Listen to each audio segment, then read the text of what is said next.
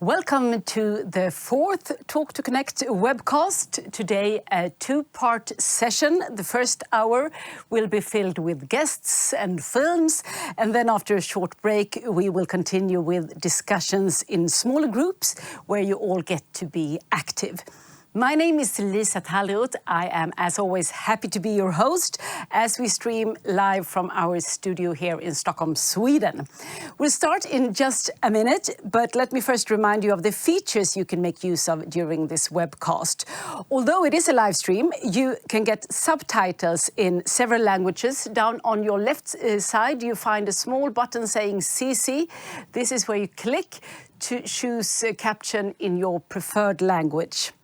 The chat you find on your right hand on the screen. This will be monitored by my colleague Pernilla during the live session. And you can try it out now already by letting us know from where you're watching and for what organization you're working. I also want to inform you that this webcast is a production from Swedish Migration Agency. It's produced with the financial assistance of the European Union and contracted by ICMPD through the Talk2Connect grant. The content is the sole responsibility of SMA and not reflecting the position of the EU or ICMPD. And with this said, I hope that everyone found a seat because it is time to start.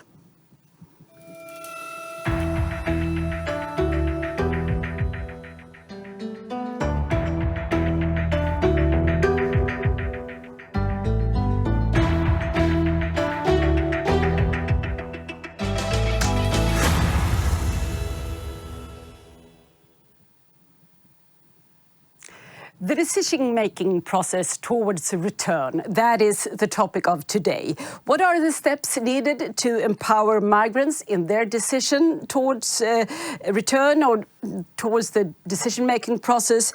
And what are the available tools and practices for you as a counselor? That is what we'll dig into these two upcoming hours. But let's take it from the top and have a look at today's agenda. Come prepared and be straightforward, says Swedish return counsellor Rochin Tutak. We will soon hear more about how she takes on the counselling task. And to see what returnees meets upon leaving Sweden, we'll go to a transit centre for a guided tour and learn more about the counselling offered there. Then in the neighbouring country, Denmark, return is nowadays handled by a designated state agency, and we went to see one of their return centres to find out how they support returnees. Further on today, the project Who Am I Tomorrow? That's the name of an 8-step program designed by the NGO Stockholm City Mission with the purpose to support migrants who got their application denied. And in today's webcast, they will share their thoughts on returnees' motivation and acceptance. And then to pick up the discussion, we have 3 live guests. Since return counselling is a growing task for Frontex, we'll be joined by the Frontex officer Jasper Swanenberg. He's straight out of Croatia, where he is conducting a training this week. And we also wanted to get the researcher's perspective. That's why we invited Marieke van Houte to share with us her findings on what motivational return counselling can accomplish. And then finally, my third guest with a long experience from counselling, caseworker Dina Murad from Danish NGO, Danish Refugee Council. So this is for the first hour, and then after a short break, we'll begin the second hour with an introduction by Joris Kenner. He's a senior expert on return and reintegration with a long experience from Belgian Fedasil. He's nowadays a consultant on migration management, and you will not only help me to wrap up the first hour, you will also introduce the discussions that we will have later on in the second part of this session, discussion on the scenarios that you have received in your inbox already, but we'll go through that when we get there. As you can hear, we have a lot to do and there are many voices to be heard today. So let's start with a counselor's perspective at the Swedish Migration Agency.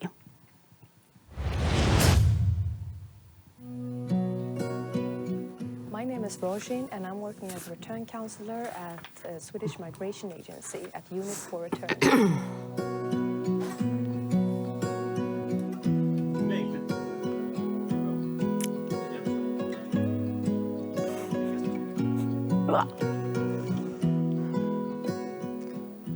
I prepare with a meeting with the returnee by going into the case and identify what has been done in the case and what is left to do. So I set goals for the counseling and prepare some leading and direct questions depending on what I want to know and what is missing in the case. This is crucial for me in order for me to achieve the result that I want out of the counseling. The most important information for me to find out is to know whether or not the returnee is positive or negative towards return to their home country. And depending on knowing about the attitude, I ask my questions based on that. And I would like to know what type of attitude the returnee basically has. And this sets some goals and some more information, give me more information to know what type of counseling I should be doing in contact with the returnee. So that is crucial for me to know.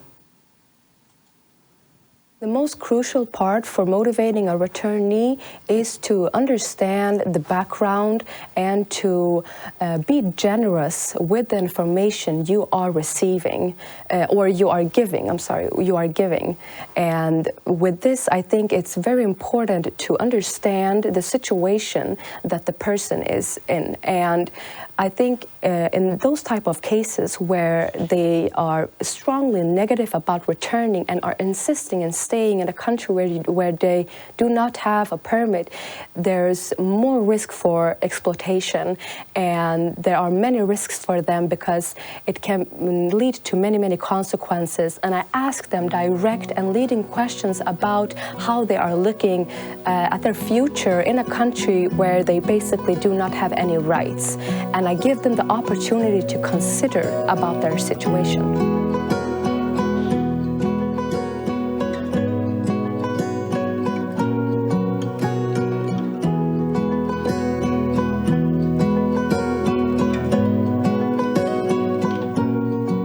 To know whether or not the returnee is positive or negative.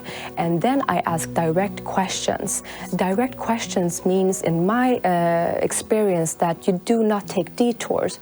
You are honest with the returnee about the situation, and you are honest, and you are giving the returnee to think about the questions that may have never been asked to them. So you have to have that in mind. But to ask direct questions which and the returnee is not feeling threatened or get the feeling that you do not want the best for them. The hardest cases are actually cases where they have, maybe it's a family and they have children who goes to a school here in Sweden, and they are still going to school, and they have been here for many years and speaks maybe fluently Swedish, and they do not have any attachment to their home country anymore. They see the country where they are staying it currently as their home country.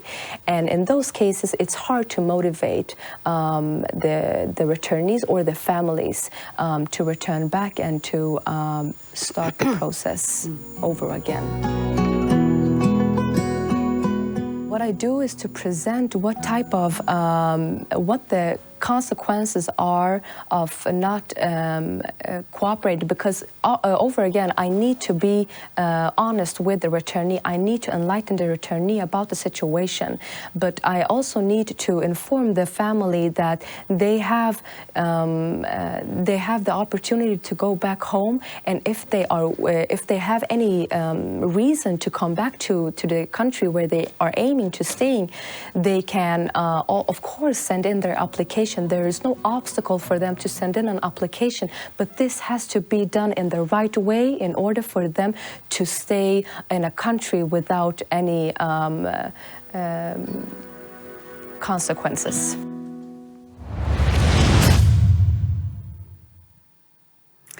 And the counsellor you saw here, Return Tutak, she's also one of the guests in the first episode of the upcoming Talk2Connect webcast, where she, together with others, will dig into the scenario that we have also provided to you in your inbox. But that is for later.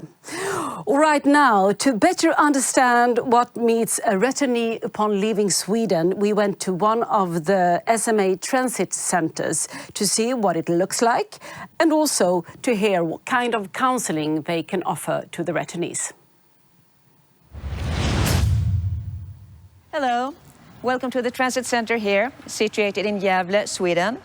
It's very conveniently located. It's close to the health center, close to the train station, and also very close to the city center. Here you can come and go as you please. It's voluntary staying here. This is our reception area. And here you can come if you have questions about anything. We are open during office hours. Outside of office hours, we have a security guard that will assist you. This is the accommodation area. Here we have rooms for everyone staying here. It's like a simple hostel. You share room, you live in bunk beds. And I'm going to show this room for you. As you can see, we have 6 beds in here. Right now, we only have 3 people staying in here. When you arrive here, we will give you bed linens and towels, so you don't have to bring that with you.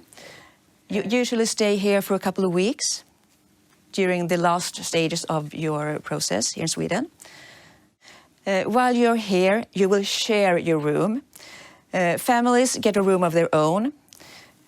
Single women stay with other single women, single men with men, of course. We do not mix. So if you have any special needs, we will take that into consideration.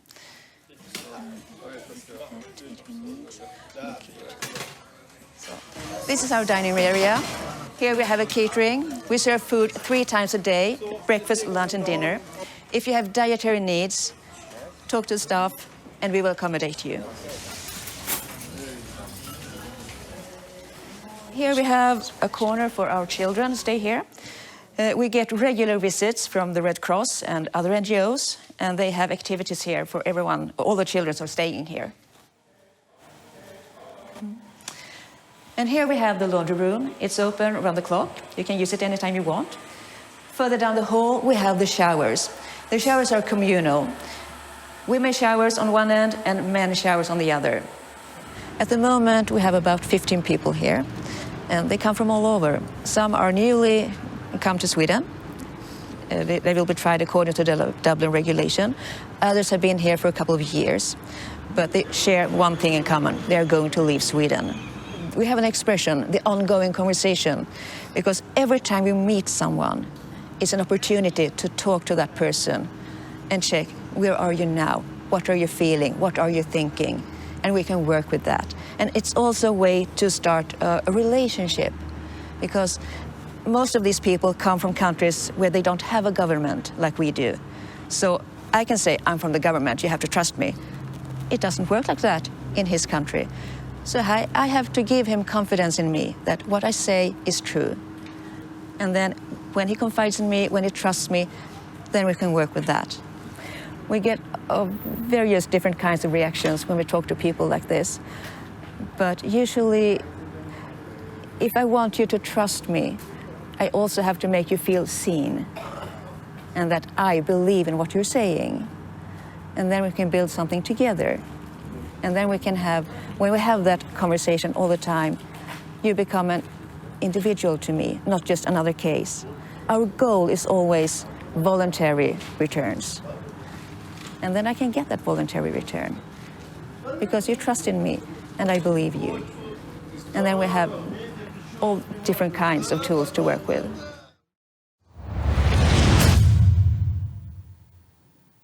So that's from a Swedish transit center. Return in Sweden is handled within the Swedish Migration Agency. But now let's take a look at another Scandinavian country. In 2020, Denmark launched a designated state agency for return, Danish Return Agency, it's called, and DRA, as it's shortened, conducts a program for counselling migrants and also those who are strongly negative to return. My colleagues went to Skärmsark, a small town outside of Copenhagen, to visit the DRA Return Centre.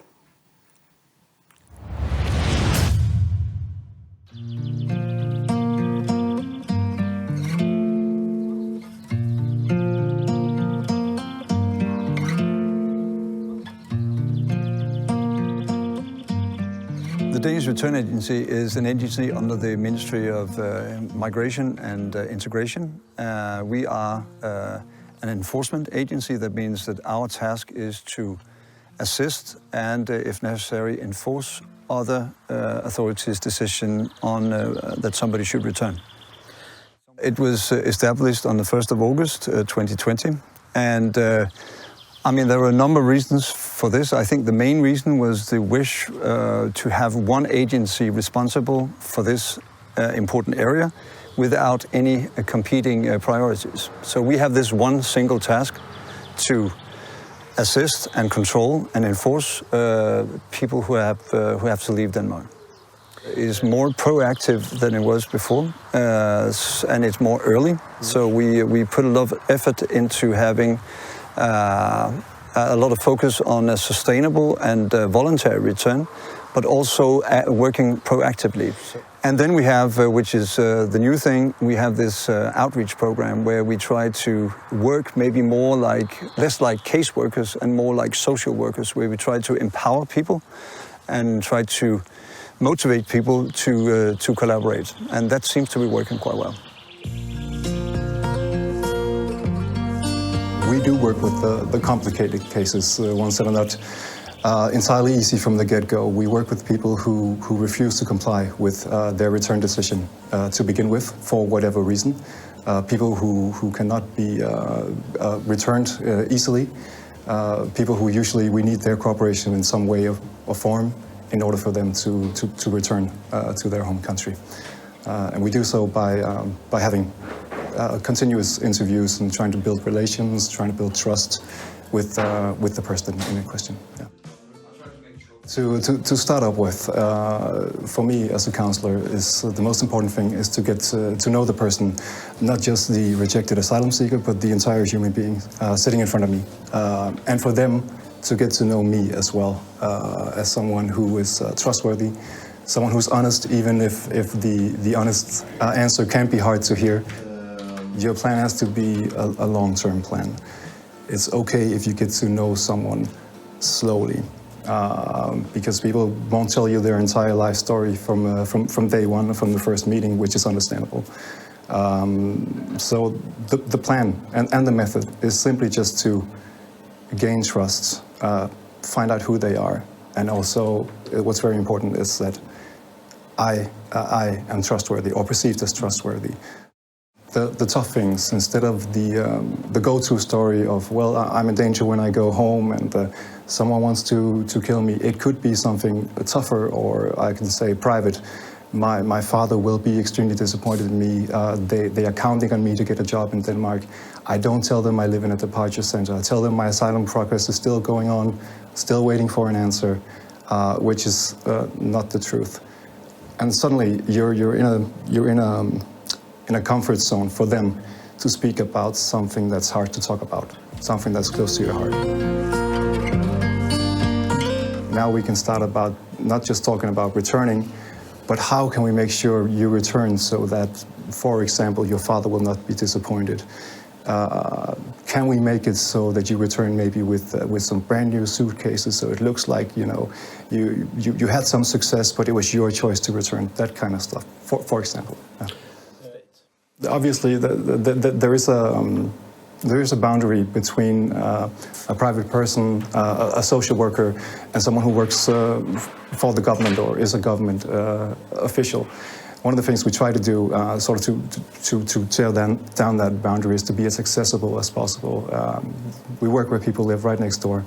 We have open counseling sessions. We give out our work phone numbers, work emails. We encourage people to contact us if they have any questions, any concerns. We try to be as accessible and open as possible, instead of the other thing being in an office far away, some government official with no face, no name, someone who doesn't know you. So we try to be the opposite of that. I think very much the focus on voluntary return is crucial. The focus on being proactive and early. We do keep a consistent communication line all through the asylum process, for instance, that even in the beginning people are being reminded that this could be either a permission or it could be a rejection, and then they should prepare for both scenarios.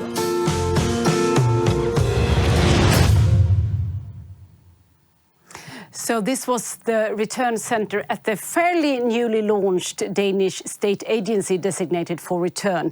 We'll stay in Denmark for a bit because I have a guest coming from Denmark as well. Dina Murad, welcome. You are also a counsellor in Denmark, but you work for the NGO Danish Refugee Council, DRC, that complements this state agency that we just heard of. You think that is the correct way to describe it? That you complement each other? First of all, thank you for having me, and thank you for the opportunity to bring DRC's perspective on return and decision making to the table. First of all, I think that in DRC we engage in return counselling only with the purpose to support informed decisions. And I sure agree with some of the things said in the film. It's crucial that the focus should be on voluntary return in relation to sustainable returns, but indeed also dignified returns. And as the caseworker said in the film, it is essential part of the initial and ongoing work with a potential returnee to build trust. But building trust is a process and not always something that can be established during just one session. And I just need to state that it's important for me to say that the DRC and the DRA are fundamentally different in their work and approach. In the DRC, we work on humanitarian principles. And the difference between the DRA and DRC is that we in the DRC don't have the power to make any decision in the asylum cases, but we are there to support and offer impartial and independent counselling. And some of these cases are referred to us from the DRA, but in the DRC, we do also offer reintegration support via our local reintegration partners in the home countries through the ERSA network.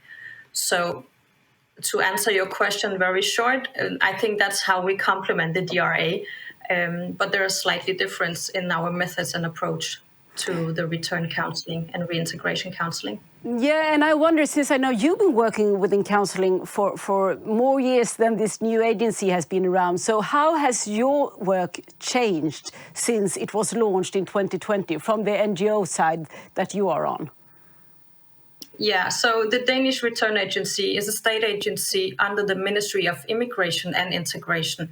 And as you heard in the film, and as you said earlier, Lisa, they were established in August 2020 and has taken over the responsibility for the task relating to return from the police, from the Danish police. And at the time where the police took care of the task, they primarily took out the practical part on return. And we in the DRC took care of the counselling part. Since the DRA were launched, the DRA also counseled the returnees.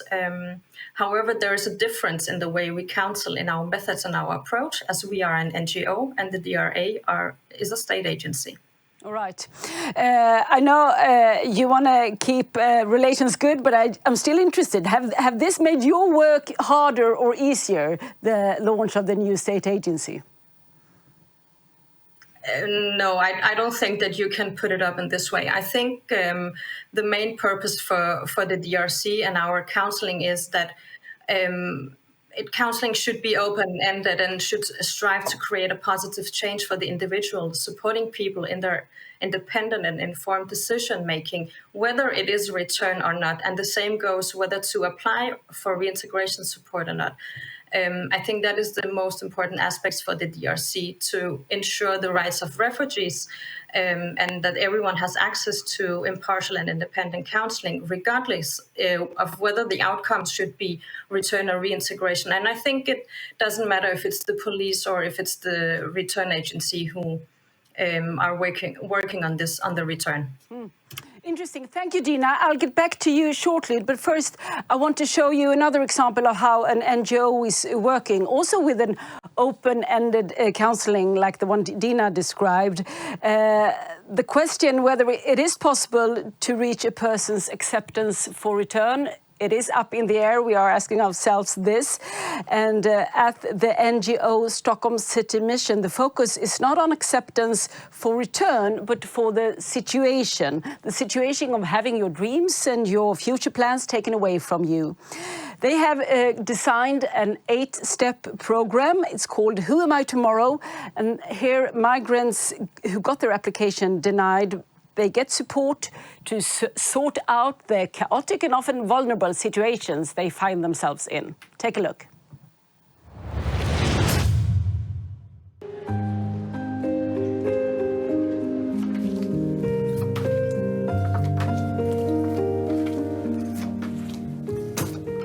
Motivational interviewing is a lot about making the participants the expert of their own situation.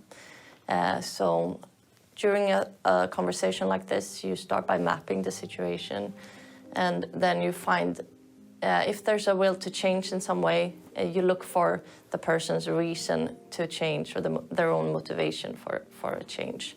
And it's also important to really enforce their autonomy and to empower them and empower their strengths. And we work a lot with that as well in this program, especially because some of the conversations we have are very dark and difficult. So for example, when they tell you their situation and everything that they've been through, then we usually try to empower them by saying, okay, but you did all this. Where did you find the strength to do this?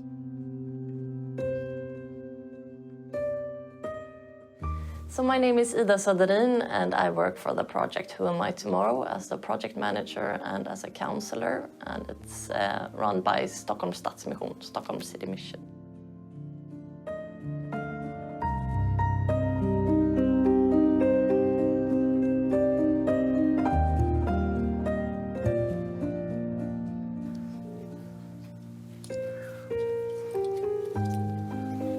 Looking into the future works for some people, and some people it does not.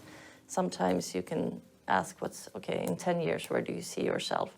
But for this target group, it could also be difficult because a lot of people has their strategy of being here and now because they cannot cope with both thinking about the past and the future.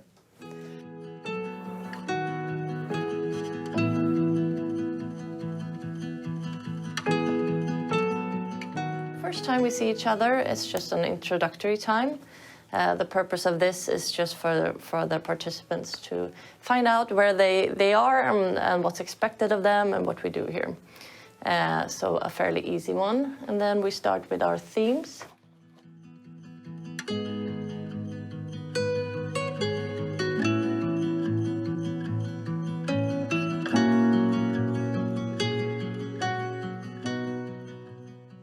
It's a way to put difficult subjects on the table. Mm-hmm. So that's why we use the story of Hassan. Because just starting to talk to someone about having the application denied is very difficult. If we would just meet and I say, so how do you feel about having your application of asylum denied? It's very all of a sudden and doesn't make you want to talk necessarily. But listening to the story and first starting to connect with Hassan, then it's easier to talk about your own situation. This is a group that largely get minimized in society overall, so we want them to feel seen and heard and empowered.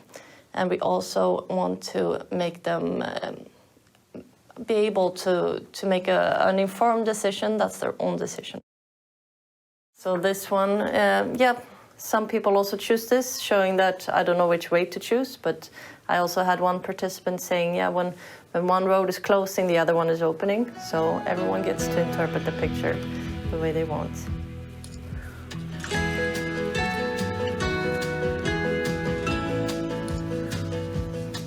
For some people, it's more of the context, having somewhere to share your problems. We had one person saying that, well, you can't just go out in the streets and talk about all your problems, but here you can. This is just creating a space to talk about these difficult subjects, and also with people, you know that the people around you are in the same situation. So, because some people also feel shame of having their application denied, there's also a part of it.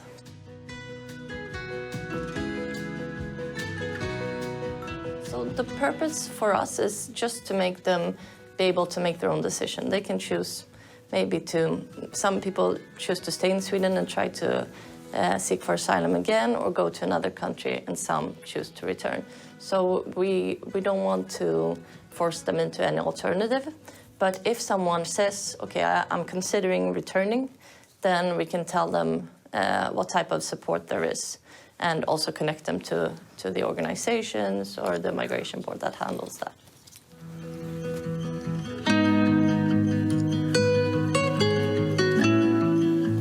It's a difficult matter to take care of, even as a social worker, because it's very negative. And but to be able to really take this question and make something out of it and make an effort to talk about it and go through it has taught us a lot, and maybe also made us a little bit less afraid of speaking about it, and also feeling like you can actually do something, even if it's a small step.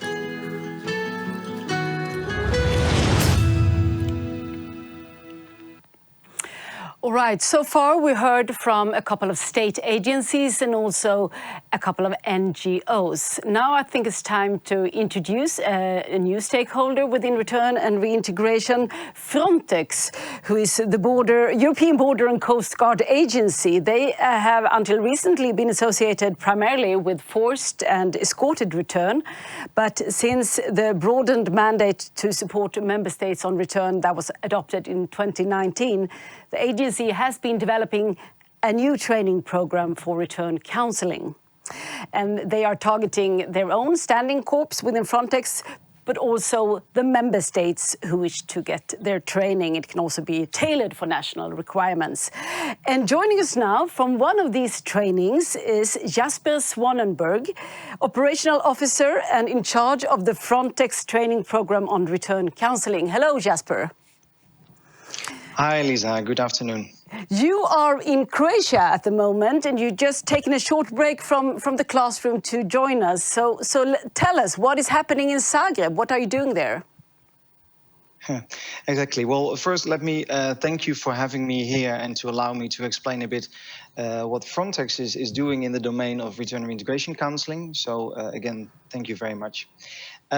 Indeed, I'm in Croatia at the moment, and we are now implementing or rolling out a training for national counsellors from the police force. So we are having the training now at the police training academy in Zagreb, where we are having the training that takes 5 full days, and we have trainers available. We have trained trainers to give the training to the participants. It's a very intense training. So yeah, hopefully at the end of the week they have learned new insights and new definitions and practices and skills that they can use in their daily work as a counsellor. Yeah, can you say something? What do you hope that they have learned after this week? Well, it's really depending on where we are doing the training. The training that we have developed, the curriculum is on one hand for our own standing corps Frontex officers, but also for the member states.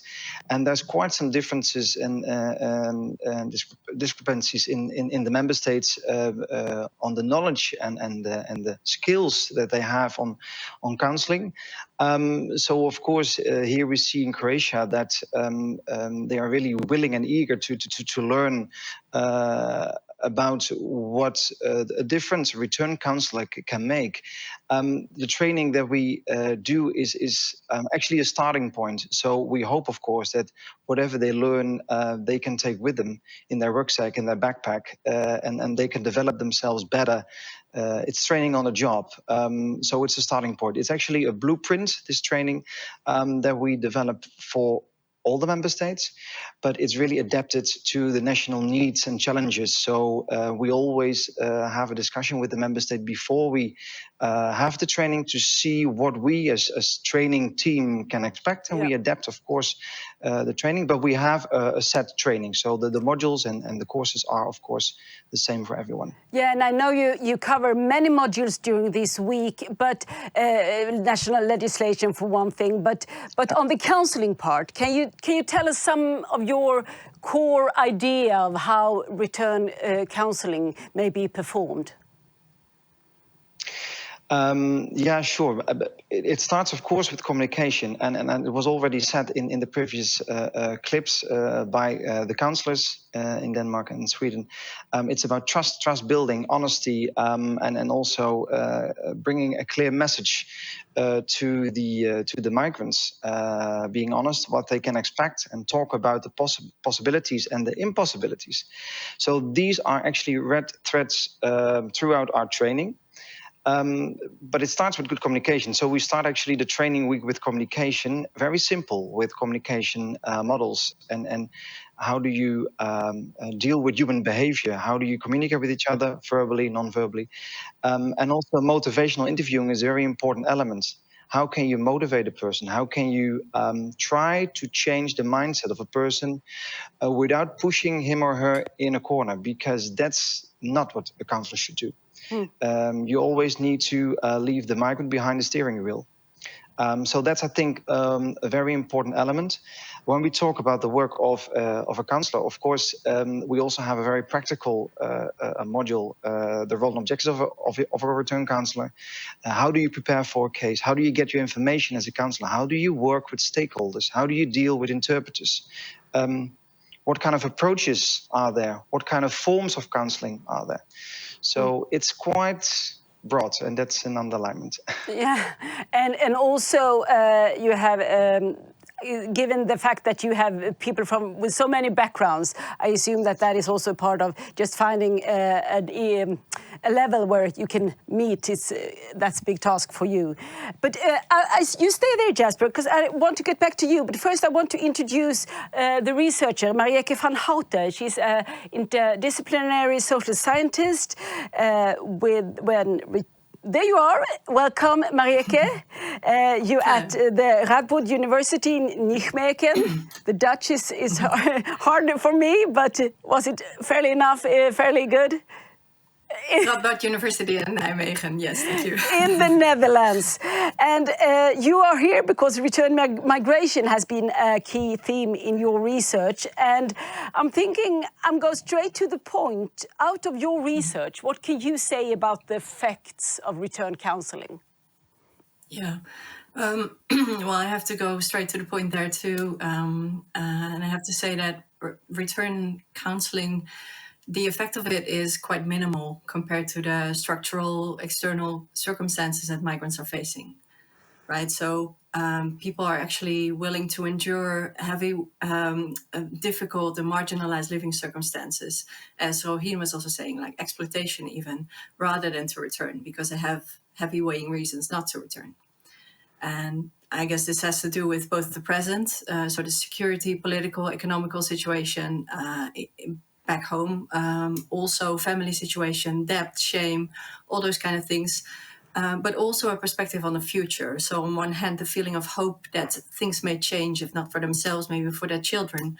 And on the other hand, the feeling of getting stuck if they would return in an unpredictable situation where if it's quite okay right now, you never know what's going to happen in the future in a volatile situation that's maybe, where there's maybe conflict always around the corner. Yes, so, yeah. Yeah, so you have... So what I wanted to add is that when people comply with returning, then emigrating is difficult because the EU has made it more difficult to migrate, right? So mobility is getting increasingly difficult. So people know that, so they really don't want to return. Mm-hmm. And I looked into a bit to your research, and it shows that caseworkers prefer regulative strategies rather than, and this is my understanding, I guess, rather than referring to normative arguments such as staying is illegal and will make it hard for you and your children. Can you please explain a bit about this? Well, this relates to, I mean, if people don't want to return, you won't really convince them with building trust or with return packages or with motivational counseling. The only reason why people that don't want to return would comply with assisted return is because there's a threat of forced removal. So then this is what return counselors prefer to use because it's very straightforward. Like there's, inform them or tell them, like, if you don't comply with assisted return, then there's a threat of forced removal. And sometimes, that may work, but the normative or the trust building or return packages, brand new suitcases, it doesn't compare to the heavy weighing reasons people have not to return. Okay, so this for return counselors, all of us watching now, your results might come across as a bit discouraging, of course, and there is only so much you can do as a counselor. But how do you think caseworkers can use these insights that you are sharing with us? Yeah, I know it's a difficult message. I think what you can do in a conversation every day is to acknowledge that the person is across the table from you is having those heavy weighing reasons not to return, and that if a migrant doesn't comply with return, it's not your fault. It's not it's not your return strategy failing, nor is it the fault of the migrant. And I'm saying this because in my research with return counselors, people sometimes get frustrated or even angry with their own strategy is not working. The migrant not complying, not collaborating, not telling the truth. But if you see the bigger picture, it shouldn't be really a surprise that a person doesn't want to comply with return. Of course, I want to bring back Jasper and Dina, Jasper from Frontex and Dina from DRC, to hear what you think of this rather harsh message that it's only so much that can be accomplished with return counselling. Is there a risk that we put too much pressure on the single counsellor for really getting through with a voluntary return? What do you say, Dina? I'll start with you. I think in recent years in DRC, we have worked a lot with our methods and our approach based on our experience. It's an ongoing development where through systematic evaluation and reflection, we've adapted our way of counseling. And we've tested various techniques, such as motivational interviewing, as Jasper also mentioned, and MindSpring. And both these techniques has a focus on strengthening action and motivating change.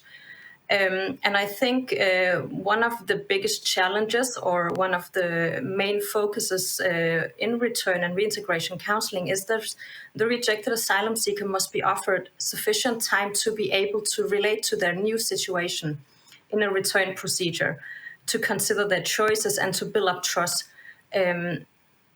So.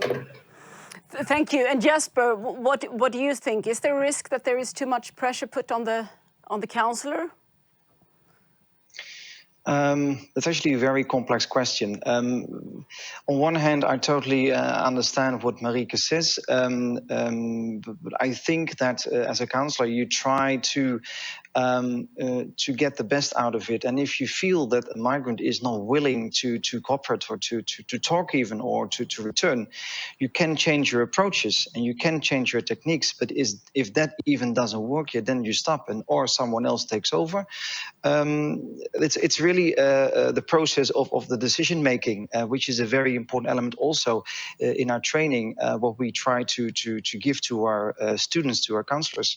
So it starts with trust building, and then you see how far you can come. But I can imagine that it might demotivate counselors. It's very difficult. You will not have always 10 out of 10 success stories, because that's just not the job. You try to make the best out of it, and you need for that approaches that you can use, a framework. So, yeah. I'm also interested to hear your thoughts on the wording that is used. It's up in the air, quite many words. We talk about voluntary return, we talk about accepted return, assisted return, acceptance, motivation. I'm thinking, Marieke, I know that you looked into this too. What are your thoughts on these different terminologies and what impact they can have? Yeah, there's those words: voluntary return, there's dignified return, sustainability is a word, empowerment is a word. In academic research, when you talk about voluntary or assisted voluntary return, we increasingly talk about assisted return, acknowledging the fact that this is really not voluntary return, because a voluntary choice would have to entail another legal alternative, right? So what you're doing is not voluntary return; it's complying with assisted return, and then that there is assistance packages available if you comply with that return. Another thing is the empowerment you're talking about. Is it empowerment to make a choice if there's only really one choice to make? Is that what you're doing? How are you? I think it's yeah. I think that's a very cynical approach to empowerment. How are you handling these different wordings in the Frontex training on return counselling? How do you talk about voluntary, for example? Well, we use actually two different terms here. We have the term of voluntary return, and we have the term of voluntary departure. It sounds the same, but it's quite different. In our approaches, we use voluntary return when someone is or leaving alone, or often with assistance from a reintegration partner back home, before the decision has been made by the authorities, before the return decision has fallen. And voluntary departure is the momentum when a migrant realizes, okay, legally I cannot stay here anymore, I should leave. And there the counselor has really a key role in informing and motivating and guiding the person through the process. Of course, now with voluntary returns on the agenda, it's a concept that we constantly, in every module and every discussion that we have among the trainers, but also with the trainees, with the students, is something that we constantly discuss and deliberate on. And Dina, within the Danish Refugee Council, is this something that, to your experience, might lead thoughts wrong for the migrant or for the counsellor, that the words voluntary acceptance and so forth? Yeah, I think it's important to remember that return counselling is for all rejected asylum seekers, not only those who decided to return, but also those who may be unresolved or confused or not able to relate to their situation. And at DRC, I think we mainly see the wording as accepted instead of voluntary, because sometimes we also just have to face that they have a rejection on asylum and they're not left with too many choices. So I think we try to work with the wording accepted instead of voluntarily, because is it a choice if you don't have many options? Marieke, you want to add something?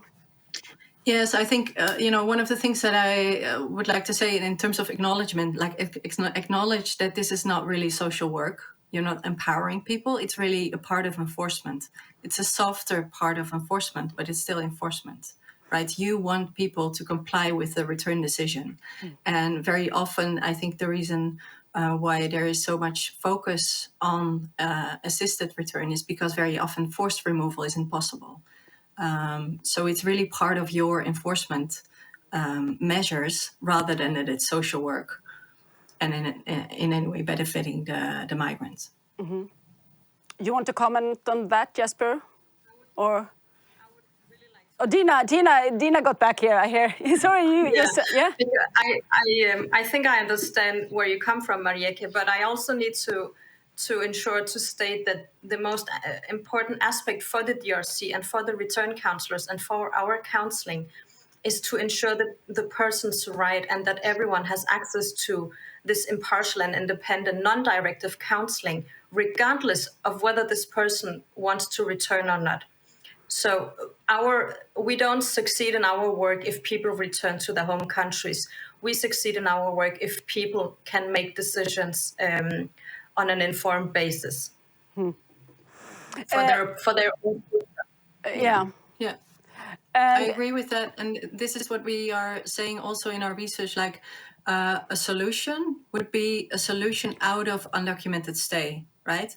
With multiple options. Mm-hmm. And I think this would be a solution out of the very low return rates that we usually see from the EU.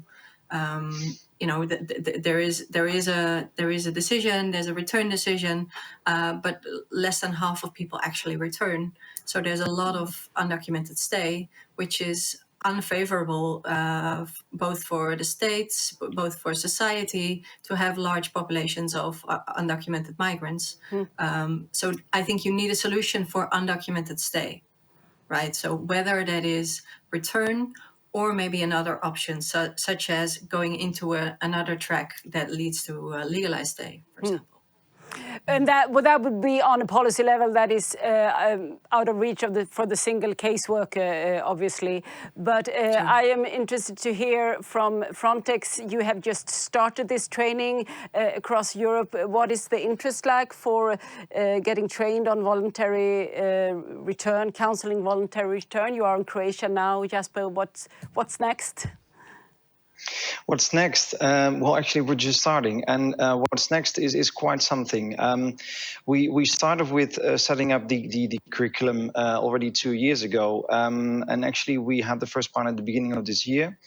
And we did see that the member states were quite awaiting for what was to come, and we had quite some interesting discussions with the member states to inform them and to convince them that training is very fruitful to improve national capacities and capabilities in this domain of counselling. There are quite some member states who have now requested for a training, so we're making a long-term planning, and we hope even in 2024 to have every month one training in a member state. So that's it for the current training. We are a bit limited because we don't have that much time. We just have 1 week, which is, you can talk about this topic for weeks and months. I know. You can make a study out of it. You can see that. Yeah. So we now have a training for a week, but we hope to have in the future. We work on 2 side projects to have a multiplier approach. So to get people trained in the member state so that they can train their peers, their colleagues on this topic. Yeah. That's one side, and the other is that we want to also develop a advanced training on counselling to dig deeper in certain topics like vulnerables. Just an example. Yeah. Mainly for those countries who have an issue with this. Yeah, thank you, Jasper. Return counselling is a growing field for sure, from NGOs, from state and European agencies, and from the researchers' perspective as well. There is a lot for you to look into. And I want to thank you all for participating today in the webcast. Dina Murad from DRC, Jasper Svanenberg from Frontex, and Marieke van Houten from researcher from that hard to pronounce university, Radboud University. Radboud, yeah. Radboud in the Netherlands. Thank you so much. We are now taking a short break, and then you will meet Joris Kennis. Are you there? Yeah, there you are. Hi, Joris. You've been watching this hour, and you will help me to sum up what we've just seen and learned. And then you will also introduce the webinar part, and we will have group discussions based on scenarios that we have already sent out to you. You will also find it here in the chat.